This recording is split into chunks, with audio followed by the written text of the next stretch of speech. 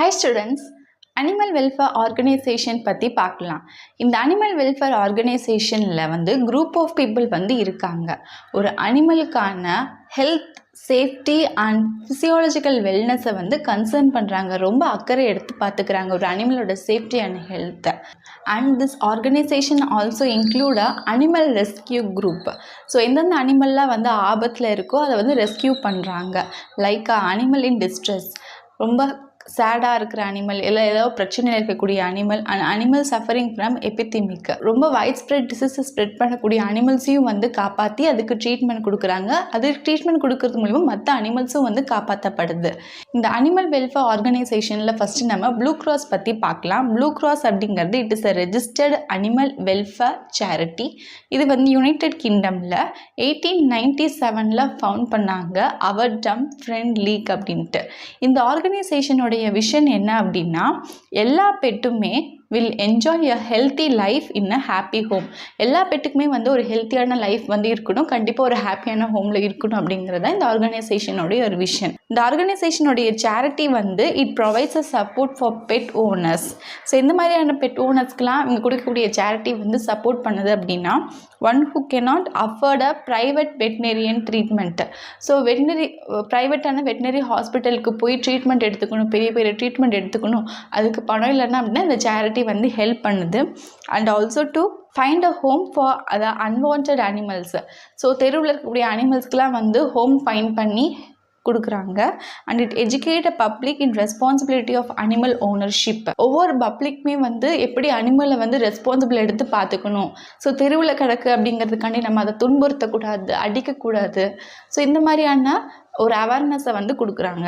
இது யுனைடெட் கிங்டமில் இந்த blue cross தான் ஃபஸ்ட்டு ஆரம்பிச்சிருக்காங்க. அதுக்கப்புறமா இந்தியாவிலையும் ப்ளூ கிராஸ் வந்துச்சு. இதுக்கு காரணமானவர் கேப்டன் வி சுந்தரம்.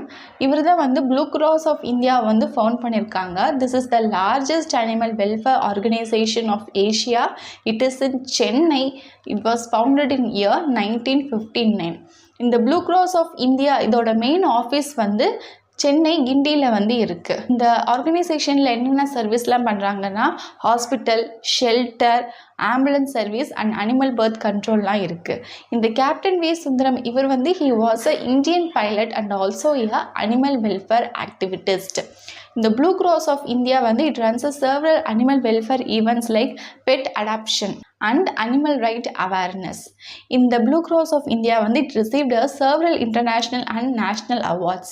இந்த ஆர்கனைசேஷனை என்டையரா வாலண்டியர்ஸ் தான் பார்த்துக்கிறாங்க. Next do you know, so யூகேயில் இருக்கக்கூடிய லண்டன் அப்படிங்கிற பிளேஸில் முன்னாடி ஹார்சஸ்லாம் ஒர்க்கிங்காக இருந்துச்சு. அந்த ஒர்க்கிங் ஹார்சஸை டேக் கேர் பண்ணுறதுக்காண்டி அப்போ ப்ளூ கிராஸை ஃபவுண்ட் பண்ணாங்க. அங்கே லண்டன் யூகேயில் பார்த்தீங்க அப்படின்னா they opened its first animal hospital in Victoria in London on 15th May in 1906.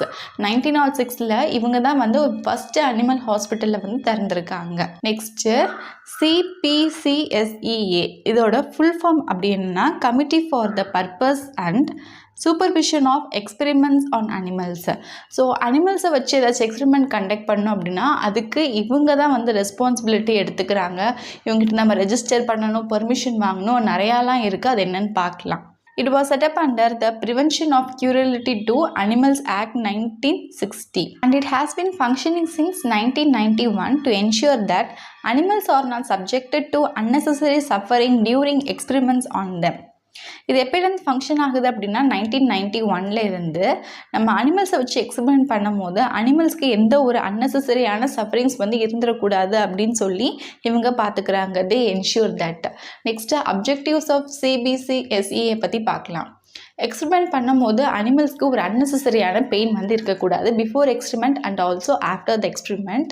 And they promote a human care of animals used in experiment. எக்ஸ்பெரிமெண்ட்டில் நம்ம அனிமல்ஸை யூஸ் பண்ணுறோம் அப்படின்னா கண்டிப்பாக நம்ம ஹியூமன் கேர் பண்ணி அந்த அனிமல்ஸை பார்த்துக்கணும்.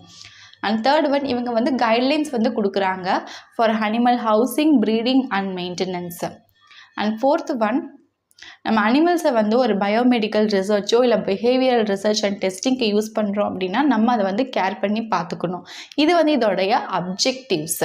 நெக்ஸ்ட்டு இவங்களோட ஃபங்க்ஷன்ஸ் என்ன அப்படின்னா, அனிமல் ஹவுஸ் ஃபெசிலிட்டிஸ்க்கு அப்ரூவல் பண்ணுறாங்க. அனிமல்ஸை வந்து நம்ம எக்ஸ்பெரிமெண்ட் கண்டக்ட் பண்ணி அதுக்கு நம்ம அனிமல்ஸை யூஸ் பண்ணுறதுக்கு வந்து இவங்க பெர்மிஷன் கொடுக்குறாங்க. தேர்ட் ஒன், அனிமல்ஸ்க்கு மேலே நம்ம ஏதாச்சும் ஒரு வயலேஷன் பண்ணிட்டோம், அவங்களை துன்புறுத்திட்டோம் அப்படின்னா நமக்கு அகெயின்ஸ்டாக இவங்க வந்து ஆக்ஷன் எடுப்பாங்க. ஃபோர்த் ஒன், நம்ம அனிமல்ஸை வச்சு எக்ஸ்பெரிமெண்ட் கண்டக்ட் பண்ணணும் இல்லை அனிமல்ஸை வந்து ப்ரீட் பண்ணணும் அப்படின்னா we have to register here.